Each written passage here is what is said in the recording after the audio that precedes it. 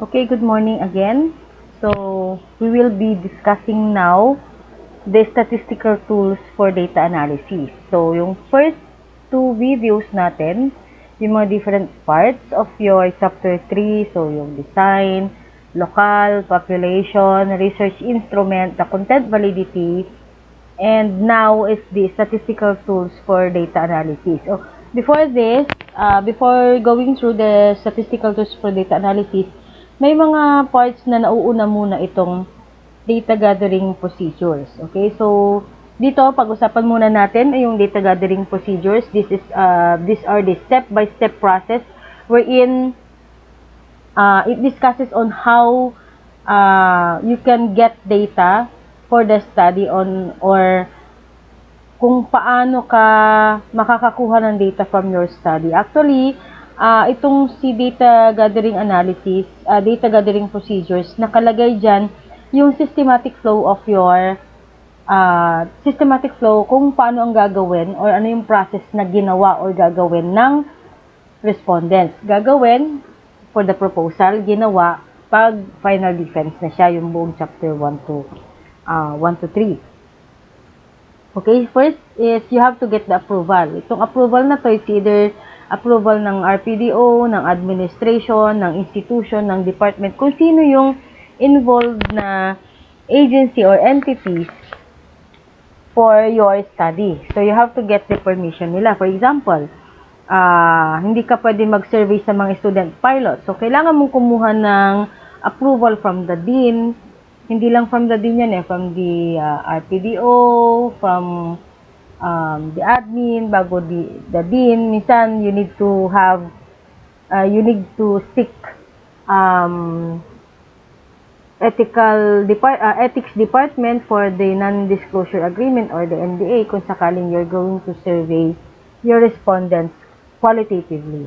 Tapos, you have to discuss din kung anong pinagdaanan ng instrument niyo for the validity of the instrument.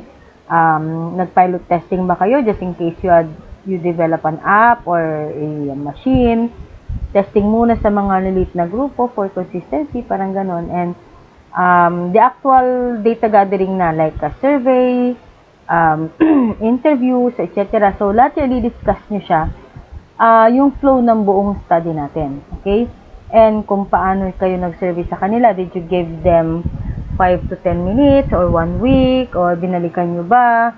Then, and the retrieval and the organization of the data, kung paano siya kinompile, did you undergo some ethical consideration like kung Google siya, paano nyo dinispose yung mga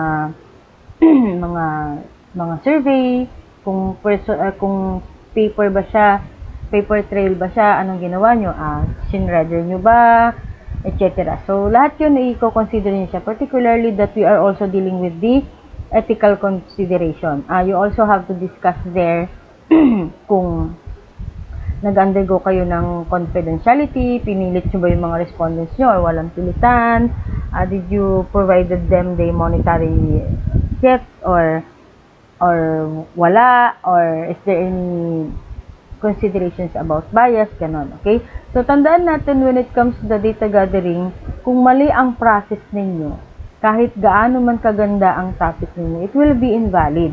Okay? It will be an invalid research kasi dyan din minsan dito sa data gathering procedure, dyan din nila tinitingnan to give you a trivia din or a hint or a suggestion na i-focus nyo rin dito kasi most of the proposal, dito nila tinitignan kung paano nyo ba ikakandak yung study ninyo.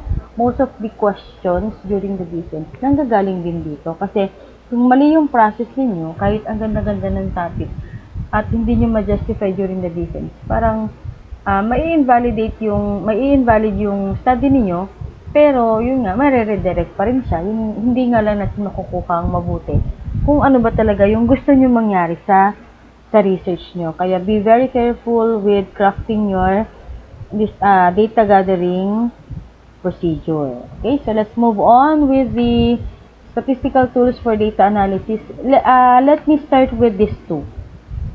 Okay, itong dalawa na to marami na tayong matatopic. Matatakal na rin natin dito yung mga different statistical tools. why I am discussing the two types, unang-una kasi para maintindihan natin mabuti yung mga different types of data. Kasi from here, if na-memorize nyo kasi itong mga nominal, ordinal, interval, and ratio na yan, in terms of decision making kung anong statistical tools are you going to use, ay dito din nakadepende. Okay? Okay, let's move on with qualitative data. Okay, tandaan natin ha that we have two types of data, qualitative and quantitative. Or pag sinabi nating categorical, qualitative siya.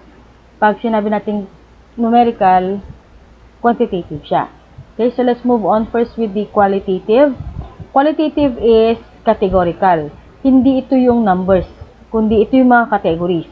So we have two kinds of qualitative data or the categorical data, which is the nominal and ordinal. Okay?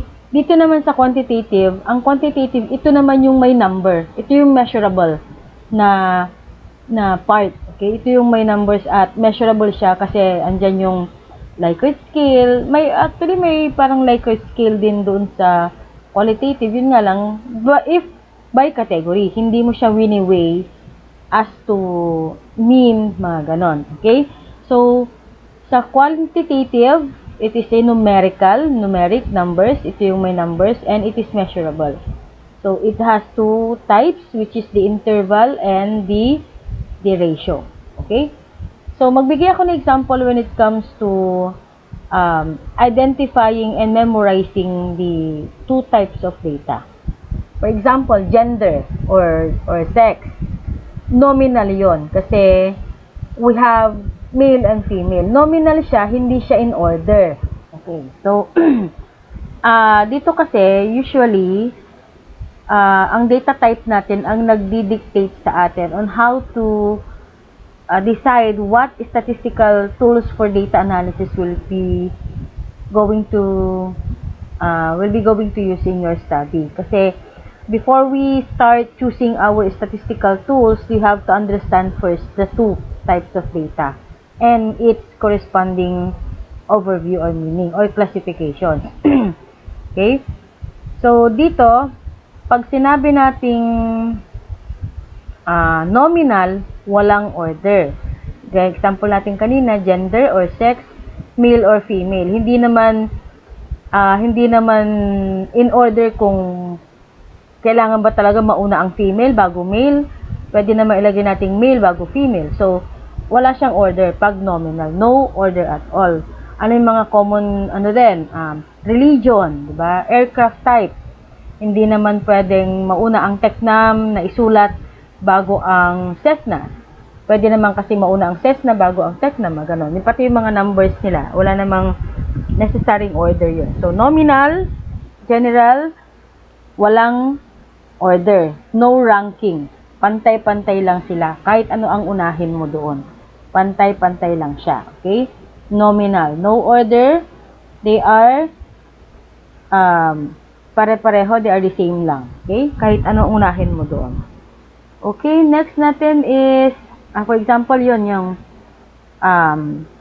dito sa nominal, example natin na yung aircraft kanina, di ba? Wala namang mataas kaysa sa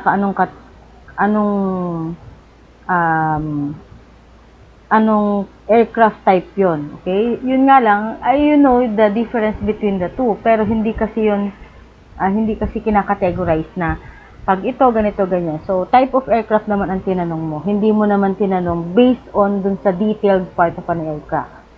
So, yun yan. Nominal, no order. Walang category. Walang mataas, kundi pantay-pantay lang sila. Now, we have to discuss the ordinal. Okay, si ordinal naman, may order or may ranking. Pero, hindi equal ang pagitan niya. Okay? Ulitin natin. Ordinal, may order or may ranking, but it is not equal yung kanyang in-between nila, yung pagitan nila. The in-between is not equal. Okay? Kasi hindi ang ini-equal lang is the mean. may specific rating scale siya. Dito kasi, hindi natin alam the difference between 1, 2, or 3, or the first, second, and third. Yun nga lang, may ranking. Like sa family, di ba? Sa family structure natin, pang ilan ka sa family, ganun. First, second, third, and fourth. Hindi naman ibig sabihin na pag first, ang gap ng age ng second sibling ninyo is 4. Tapos, ang gap ng second to third, 2. So, hindi siya equal. Okay? We are just looking at the orders or ranking of the variables that are being asked among the respondents. Okay? May order, pero hindi natin alam kung gaano siya kalayo yung distance or yung measurement between each of the variables. Like, for example, sa satisfaction level, minsan tinatanong natin, high, medium, low, stress, high, medium, low. Pero doc, di ba, may Likert scale tayo. If that's the case na may Likert scale na siya, nagkakaroon na siya ng, doon na papasok yung sa quantitative part. Pero when it comes to just showing the 4, 3, 2, 1 to the respondents, then it is considered pa rin as ordinal kasi in order siya. Okay? So, ulitin natin, when it comes to the nominal, there's no order, while sa ordinal, it has ranking, it has order, but we don't know the exact difference between each and every variable. Okay? So, yun yung dalawa, nominal and ordinal. Yung nominal and ordinal is a qualitative type of data and it is also called categorical. Okay? Categorical siya. Now, let's move on to the quantitative. Quantitative naman, numerical. Ibig sabihin may values. May numbers na pwedeng sukatin or pwedeng i-compute. Si categorical, may numbers man, may ranking siya, pero walang specific numbers to be computed. Like yun nga, yung satisfaction level, high, medium, low. Stress level, high, medium, low. So, it's more on words siya. Pero, pagdating sa Likert scale, dito na papasok yung numerical. Nagfo-fall yung high, medium, low if you give a corresponding numbers na pwedeng sukatin at i-compute. Okay? So, yun sinasabi ko kanina, kung you are going to measure the satisfaction level, pero ang inyong description is high, medium, low, or 1, 2, 3 lang. Wala siyang exact sukat. Like 4.20 to 5, mga ganon. Wala siyang sukat. Still, under categorical. Pero if your satisfaction level has a number na pwedeng sukatin at i-compute, that falls under numerical data. Nagiging quantitative siya. Okay, mostly kasi itong numerical, itong categorical, ginagamit siya sa mga profiling. Like mga age, gender, year level, mga ganon. Okay? So, pag may numbers na pwedeng sukatin and i-compute, if there's a number that needs to be measured and it has a computation, that is a numerical data. So, for the numerical data or the quantitative data, we have two types. The interval and the ratio. When we say interval, it has equal distance, but no true zero value. Okay? Ibig sabihin, may distance, may equal distance. Yung sinabi ko kanina na 4.20 to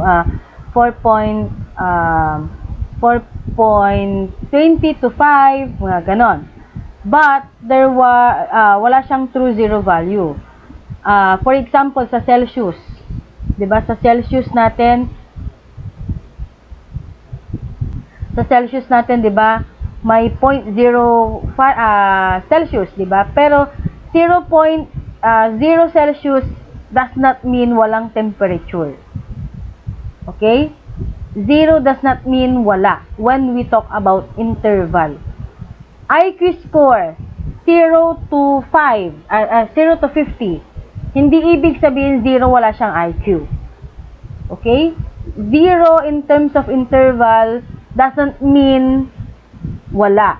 Okay? So, ibig sabihin, there is, zero is, it has an equal distance but no true zero value.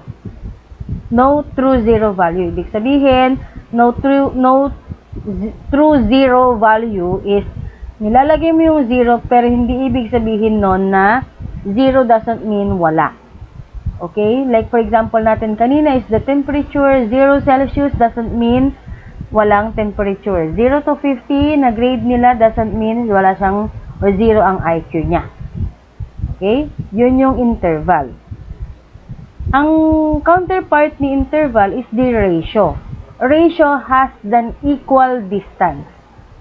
It has an equal distance and it also has a true zero value. Ratio has an equal distance and also has a true zero value. For example, flight hours. 0 means wala talaga. Diba? 0 to 1. Pag chinek ng mga respondents nyo yun, can you consider their responses as may 1 hour siya na flight hours? So, doon palang confusing na siya. So, you need to learn talaga and familiarize with these two types of data. Kasi doon sa ratio, 0 means wala talaga. So, kung flight hours at nilagay nyo ang 0 as your basis, halimbawa, criteria in choosing the respondents, at least student pilot. Hindi natin, kumbaga, we are not, the researchers will not consider either they had flying hours or not, pero dun sa questionnaire nyo, may questionnaire kayo that measures their flying hours. So, if that's the case, and may mga equal distance kayo for the flight hours, 0 is i-separate nyo siya sa 1. 0 lang talaga siya. Para makita natin yung equal distance nila. 0, tapos ang susunod, 1, 2, 3, 4, 5. Kasi kung ang gagamitin mo naman is 0 to 5, then that will be an interval. Okay? Interval. Interval siya. Walang true zero value. But, tingnan nyo mabuti if talaga bang walang true zero value siya. So, you have to look at it. Like, halimbawa sa age, ang nilagay nyong age, for example, is mga infant.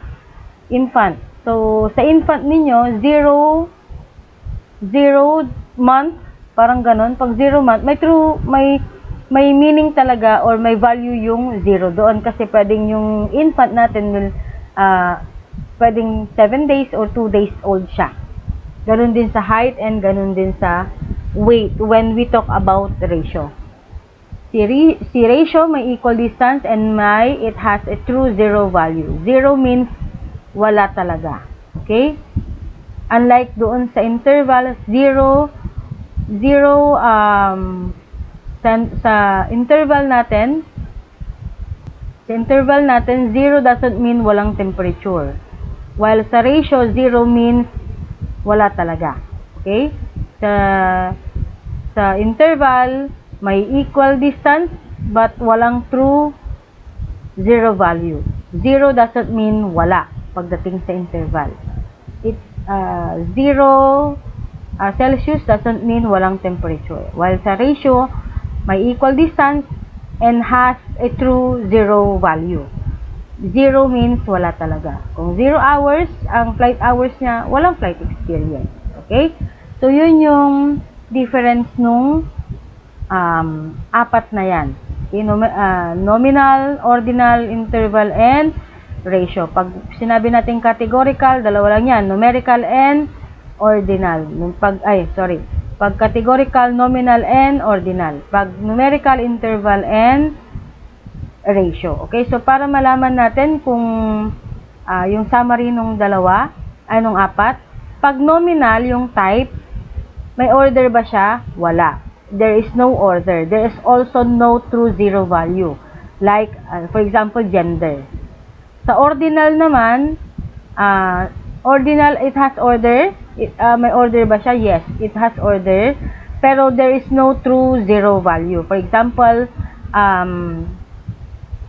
satisfaction. Kung mineasure mo siya na words which is high, medium, low. Pero pag ginamitan mo na ng number, interval na yan. Okay? Next natin is the interval. May order ba siya? Yes.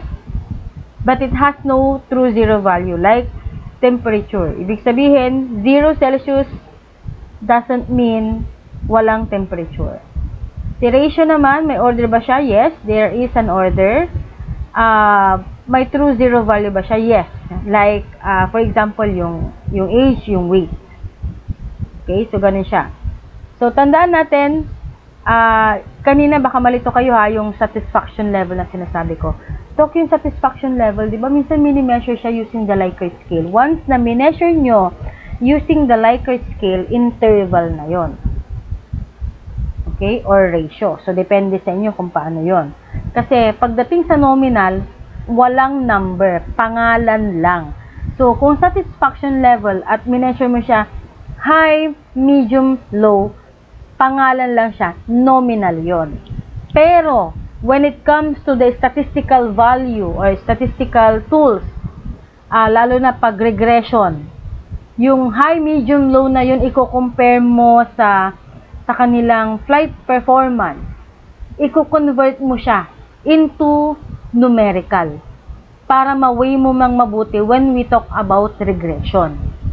Si regression kasi, hindi siya gumagamit ng nominal. Purely numerical siya. Okay?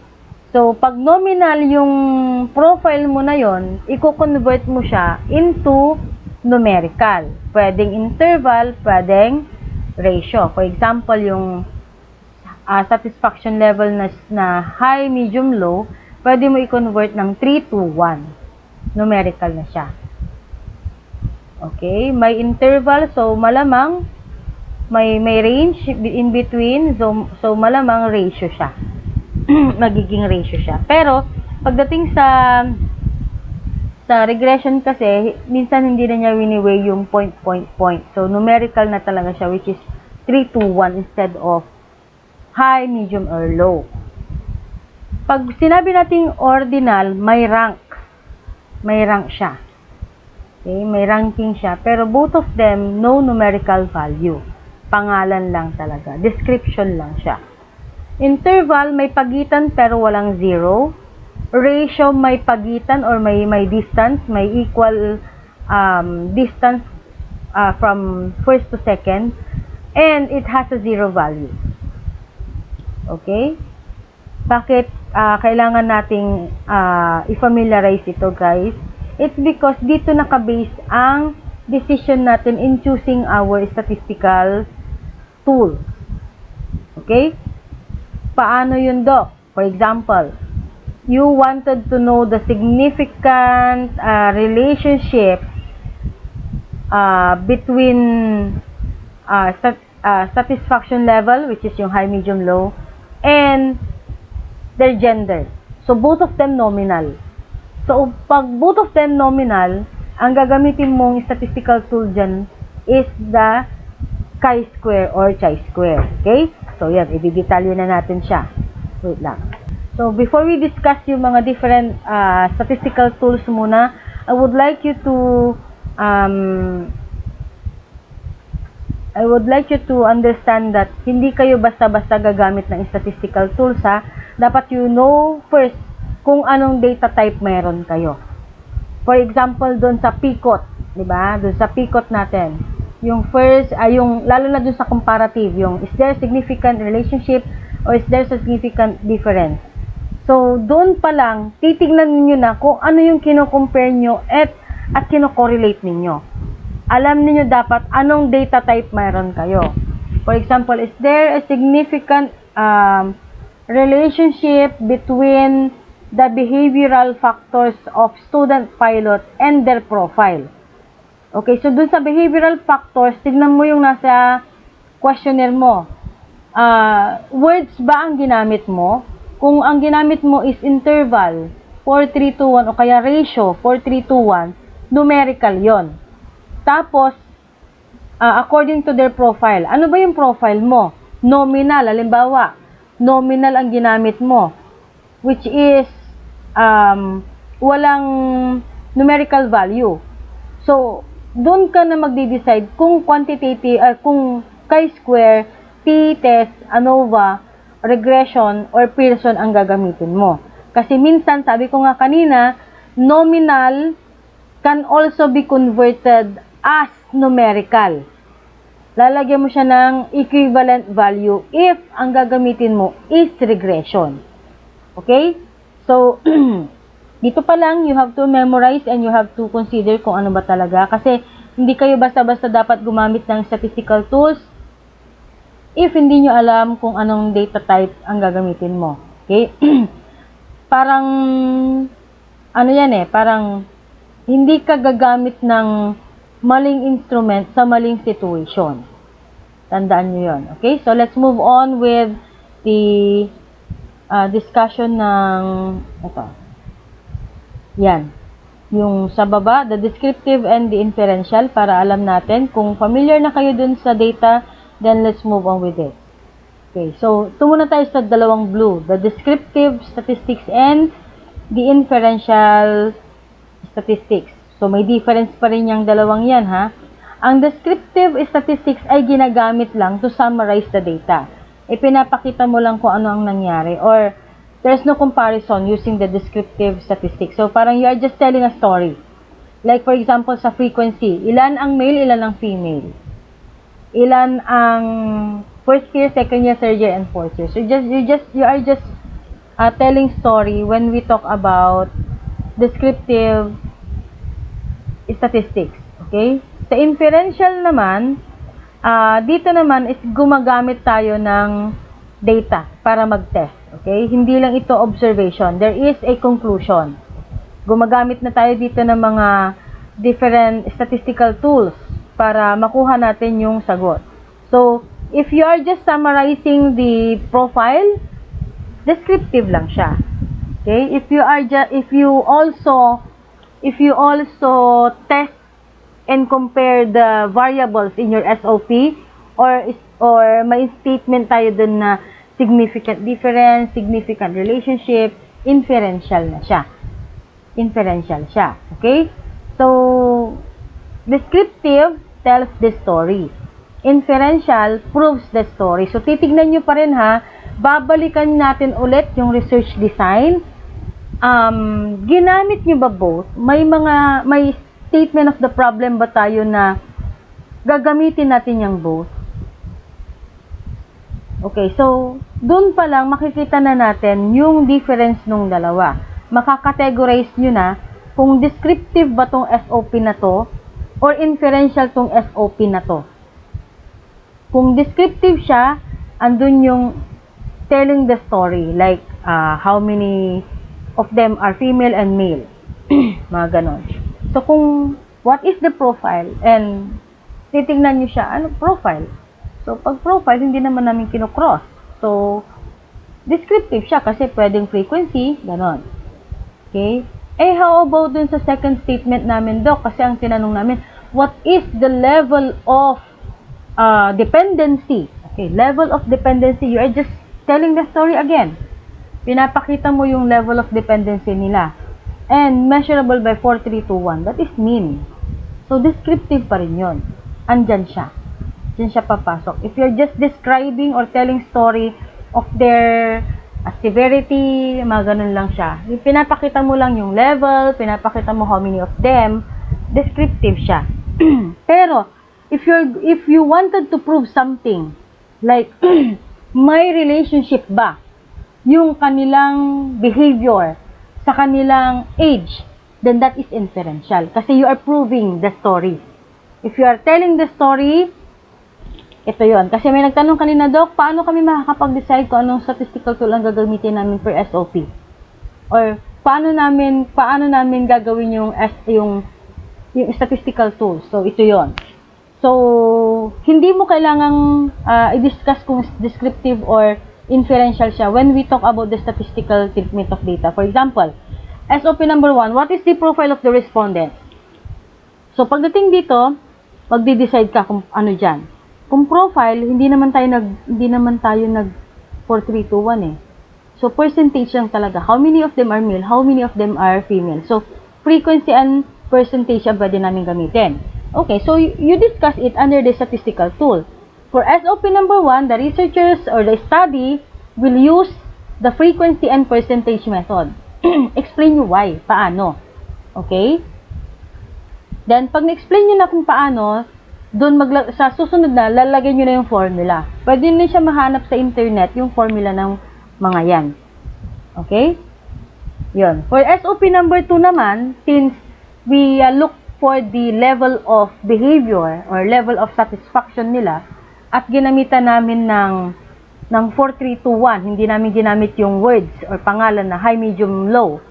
Ang ginamit namin is 4-3-2-1. So, that is quantitative or numerical. It's either interval or ratio. Okay? Kung ratio siya, 0 has true meaning. Pag interval siya, 0 has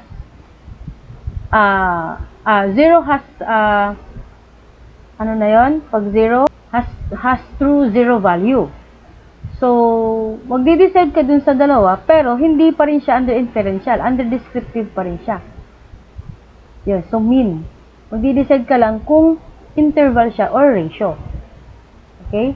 Now, if there's a statement comparing both the level and their profile, you are proving the story na may connection yung dalawa, that is inferential. Yun nga lang, you need to know first itong most commonly used inferential. Okay? So, i-discuss natin yan. Kasi, itong dalawa, lalo na pag quantitative ang study natin, this dalawa talaga, may connection yan. Kung descriptive lang ang gagamitin mo, kulang yan. Kasi, tinel mo lang yung story, then that's it. Pero, kung inferential din lang ang gagamitin mo, wala kang basis. Kasi, kung inferential ang gagamitin mo, anong basis mo? Eh, wala ka nitong descriptive, wala ka ng mga profile. Okay, paano mo iti-test, di ba? Kaya kailangan parehong ginagamit when we talk about quantitative study. Okay? So, let's move on with the t-test, ANOVA, chi-square correlation, and regression. Gamit ang mga two types of data, which is the categorical and numerical. So, yun. So, it's very important yung data type ninyo, alam nyo kaagad. Kasi kung mali yung data type mo, automatically, mali din yung statistical tools mo. Kapag mali, mali ang tools, mali ang conclusion mo. Okay, so, balikan natin yung dalawa. Ito. Kung nominal, halimbawa, you wanted to know the relationship between gender and preferred training methods. Halimbawa, preferred training methods mo is VR, simulation, traditional.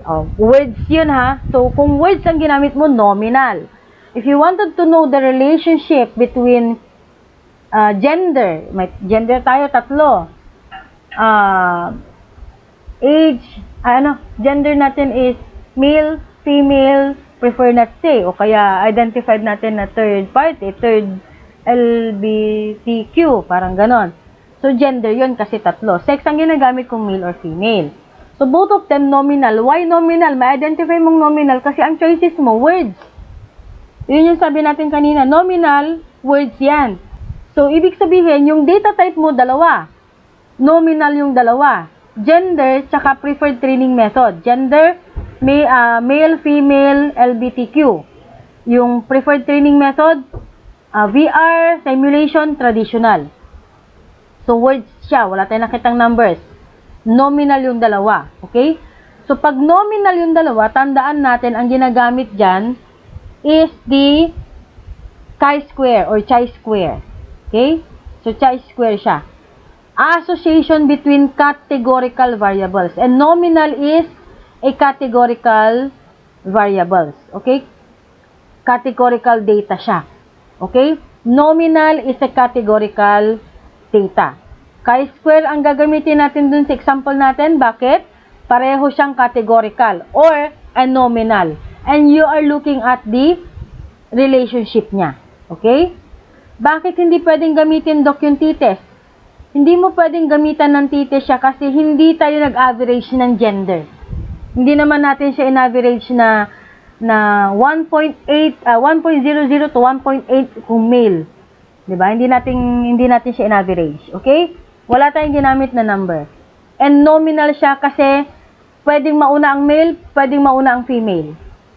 Pwedeng mauna ang VR, pwedeng mauna ang traditional, pwedeng mauna ang simulation. So both of them nominal. Walang categorical, ano yung pangalawa? Na type of data natin? Na categorical, ordinal, hindi siya ordinal. Okay? May mga examples na to. Range.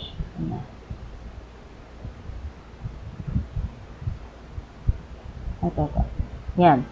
Okay? So, example natin, pangalawa naman na categorical, yung ordinal. Ordinal. Okay? So, type of data, ordinal. Ayan, ordinal. Ano ulit yung ordinal?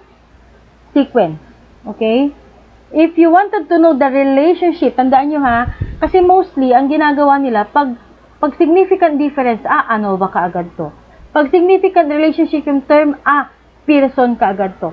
They are looking at the words. Hindi nila tinitignan yung data type. Kaya sila nagkakamali ng formula na ginagamit. Which is, yun yung most common practice ng lahat.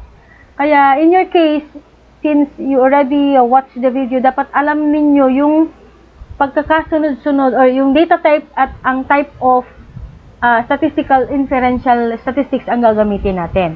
Okay, for example naman dito sa ordinal, you wanted to know the relationship between satisfaction level and performance. Okay, napasukan na kaagad tayo ng scores. Yung performance, academic performance.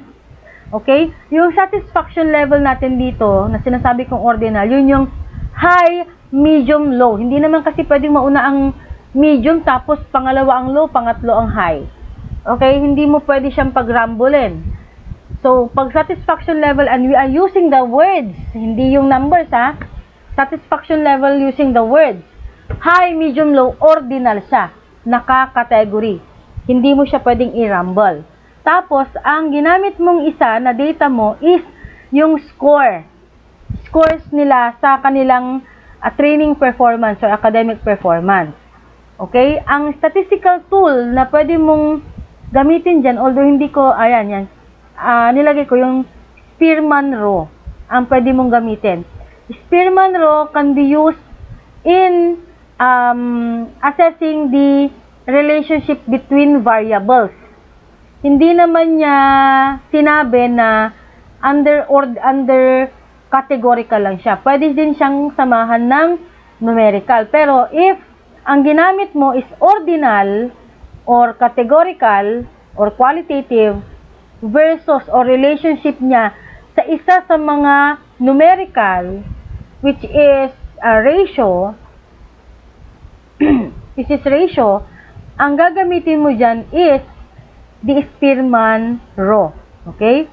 Spearman Rho ang ginagamit natin kasi ang Spearman Rho, ginagamit ang Spearman Rho if you wanted to measure yung relationship between two ordinals or two rank variables. Kapag hindi kinakailangan ng normal variables. Pero Doc, ang ginamit mo dun sa isa, ordinal, alam namin yon kasi high, medium, low. Pero yung rank score po is number po siya. Bakit po Spearman Rho?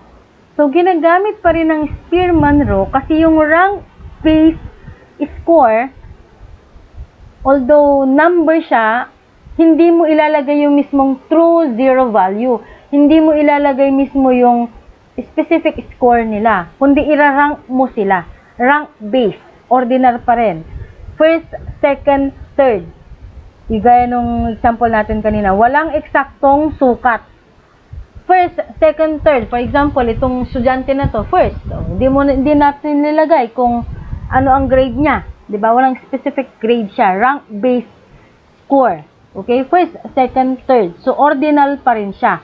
Hindi kasi pwedeng mauna ang third sa first, hindi pwedeng mauna ang second sa first.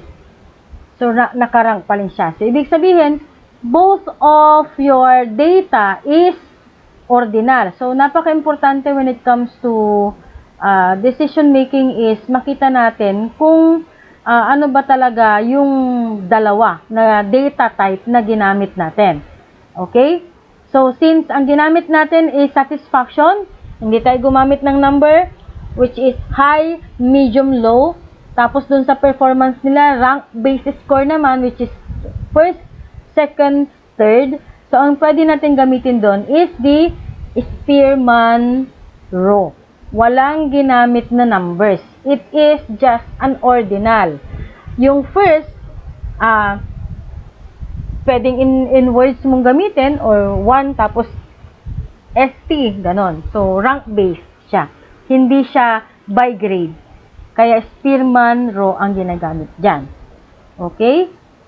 Next natin is the t-test. Ito, t-test. Okay. T-test, halimbawa, gusto nating malaman, we wanted to know if mas mataas ba yung score ng estudyante sa VR and traditional training methods. Okay, so dalawa yan. Dalawang group. Si VR, saka si traditional training methods. So, dito, particularly effective yung mga developmental research. Tawag nun, you are having two groups na kino-compare mo. Itong isa gumamit ng application ninyo or app ninyo, yung isa gumamit ng traditional training method. And you wanted to know if mataas bang score nung estudyante na gumamit ng app ninyo or mataas ba yung score nung estudyante gumamit ng traditional. So, pag sinabi nating score, automatic 85, 90, 78. So, numerical siya. Ratio siya. Okay? Ratio siya. May number siya. And, gumamit ka ng dalawang grupo. VR group, traditional group. Okay?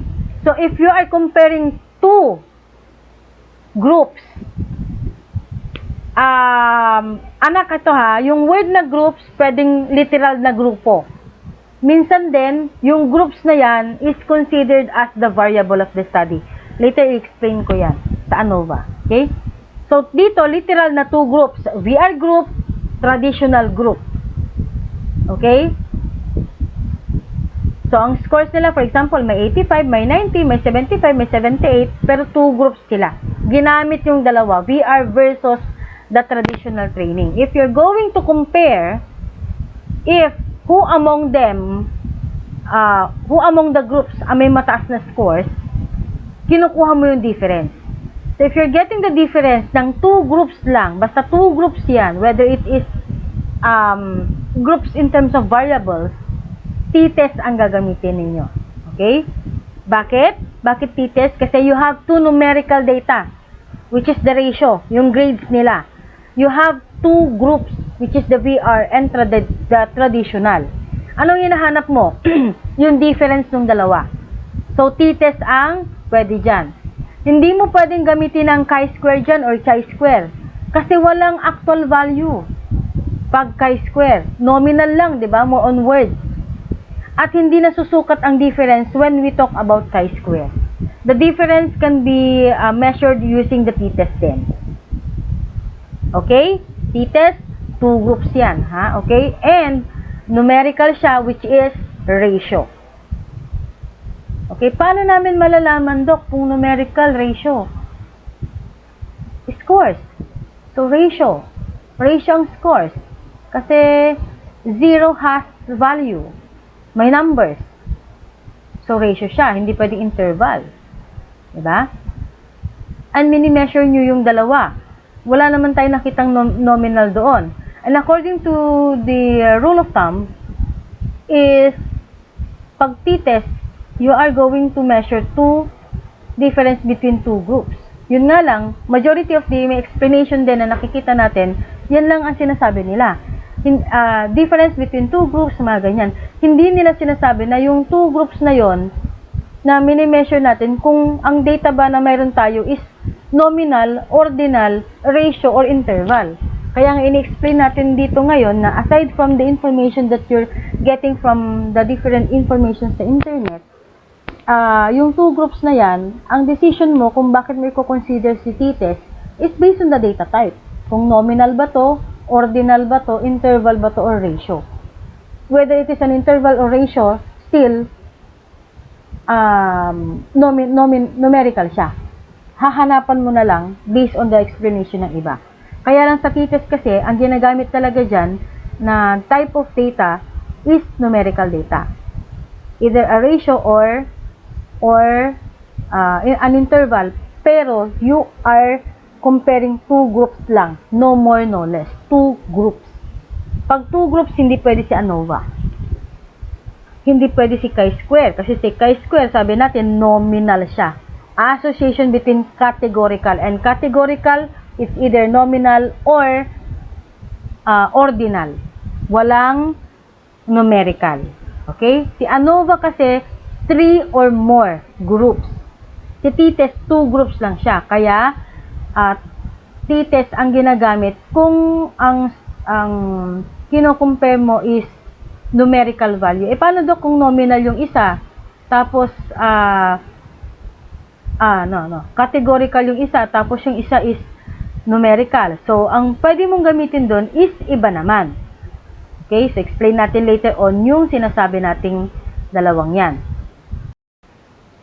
Gagamitin pa ba namin ang t-test or gagamitin namin yung ANOVA kasi 2 group siya. So, good point tayo doon. Kung ang ikino-compare mo is a nominal, qualitative yun, categorical, and ratio. So, titignan mo ngayon yung goal mo. Ano ba yung goal mo? To compare the difference between 2 groups. Okay? Kung compare the difference between 2 groups, t-test pa rin siya. Kaya lang, Dok, sabi mo nga nominal tsaka ratio. Dahil ang nominal ngayon is nagiging considered as grouping variable na. Grouping variable. Okay, ibig sabihin, paano yun, Dok? Yun, magkakaroon na kayo ng decision ngayon yan. Dahil ang nominal mo ngayon, pagdating sa t-test, kung nominal ang isa sa mga comparing variable mo, mahihiwalay yung dalawa. Magkakaroon na ng numerical value, yung grouping variable mo. For example, nominal mo is gender. So, gender male and female. Diba? Words yon. So, pwede mo na siyang gawing si number 1, group 1, si group 1 mo, si male. Ang group 2 mo, si female. Ang magiging ratio mo ngayon, kasi sa t-test, ano yan group status ratio. Ang magiging ratio mo ngayon, yung grades nila. Grades nila. Nakahiwalay kay VR, nakahiwalay kay traditional training. Ganun siya magiging matatranspose. Kung yung kanina t-test mo, ang kino-compare mo VR's grade and traditional grade. So, group 1, group 2. Group 1, group 2. Group 1, group 2. So, mako-compare mo na yung grades ni group 1 na gumamit ng VR at mako-compare mo na yung grades ni traditional na gumamit ng traditional. Now, pag pinasukan na natin ngayon ng nominal, at which is a good question, kasi paano po yun? Iko-compare namin yung nominal, which is the profile, and the ratio, o yung grades nila. So, in that case, mahihiwalay na ngayon yung dalawang ratio mo. VR, hindi na siya versus traditional muna. Magkahiwalay na table yon. Si VR, hahanapin mo anong nominal ba ang ginamit mo.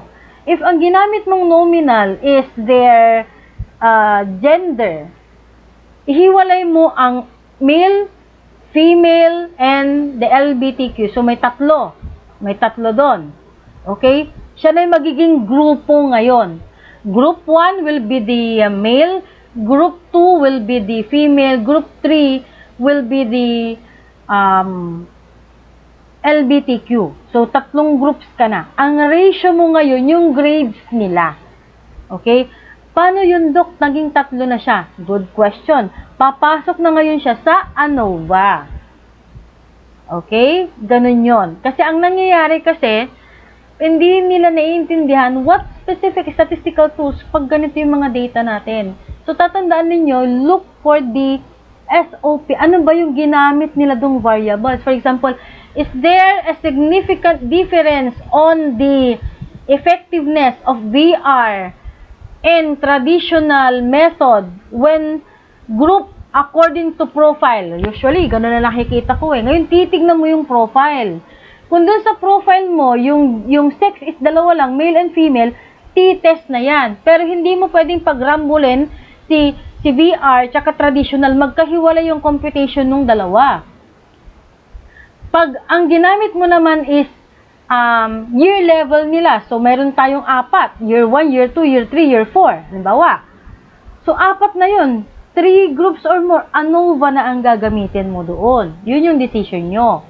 Okay? Paano, Doc, pag isa lang? Wala naman tayong isa kasi sa nominal eh. Mayroon at mayroon silang choices, either 2 or 3. Okay? So yun yung decision nyo between T-test and ANOVA, kung sa tingin ninyo, yung statement of the problem ninyo, pinasukan ng nominal and ordinal. Pag ordinal, yung mga nominal and ordinal na yon, they are now considered as grouping variable na. Grouping variable na sila. Hindi na grouping ngayon si VR tsaka si traditional kasi sila na yung ratio mo. Okay, sila na yung kino-compare mo dun sa group na nabuo based on the nominal. Okay, so malinaw tayo dun ha.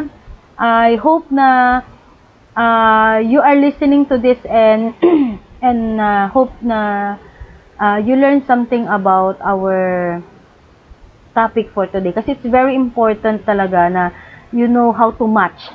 Okay, you know how to match yung ano natin, yung statistical tool sa data type meron kayo. Okay? So, next natin si correlation. Okay? Correlation. Kanina, tinapik natin si correlation ni Spearman-Rowe. Okay? Spearman-Rowe. Si ANOVA na, topic na natin ha. Whether it is an interval or ratio or ginamitan mo ng nominal as long as yung groups na nabuo mo is 3, then ANOVA yun. Pag 2 lang, T-test. Okay? Now, let's move on with the correlation naman. Yung Pearson. Okay? Usually, ito lagi. Pag nakita nila yung word na relationship, Pearson na kaagad. Okay? Tignan muna natin. Si Pearson kasi, both of them, numerical. Hindi pwedeng may isasama ka dyan na nominal. Okay? So, tandaan natin, pag may nakita kayong nominal, in terms of relationship, categorical yun So, chi-square siya.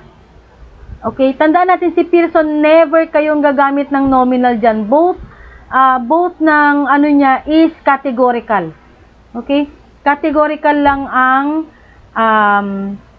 inferential natin na Pearson. So, is there a significant relationship between the level of satisfaction and their academic performance? Parang ganon. So, it's more on numeric talaga siya. Okay? Numerical data lang ang pwede nyong gamitin when we talk about Pearson. It's either an interval or a ratio. Halimbawa, you wanted to know the relationship between flight hours. Yan, flight hours. Tsaka yung kanilang academic performance. So, flight hours, numerical yon. May 0, 1, 2, 3, 1 to 5 hours, ganon. Ang kanilang flight performance naman is score, which is, paano yun, Doc? Kasi ang sa amin is satisfaction. Satisfactory, S plus minus, mga ganon. You can convert that into numerical. Like, plus S, pwedeng 3. Ganon. You can convert that if you're going to use the Pearson. Pero pag hindi nyo ginamitan ng Pearson yung relationship natin, then, pwede nyo nang gamitin yung Spearman-Rowe. Okay? The Spearman-Rowe, ano sabi natin kanina? Hindi pala. Kasi pag Spearman-Rowe, categorical pa rin siya ordinal. Ordinal pa rin, tsaka rank-based. Ordinal pa rin yun, yung rank-based, hindi pala score. So, relationship, ayun, pwede namang, halimbawa, relationship ng ratio. Ratio is numerical. Tapos, halimbawa, ginamitan mo ng categorical, pero hindi nominal, pwedeng ordinal. Spearman rule talaga. Kasi kaya niyang i-handle yung rank kahit may kasamang numerical value. So, pag relationship, clarify lang natin, pag relationship between ordinal or categorical yon versus ratio which is numerical, ang pwede mong gamitin dyan is Spearman rule. Kasi kaya nitong i-handle yung rank which is ordinal. Kahit may kasamang numerical value siya. Kaya niya i-handle, si Spearman rule. Pero makaka-generate siya ng answer. Pero si Pearson kasi, talagang both are numerical data. Okay? Then, paano naman yung regression, Doc? Pwede din ba siya sa mga ordinal tsaka ratio? Pwede ang regression kung ang dependent variable mo is ratio.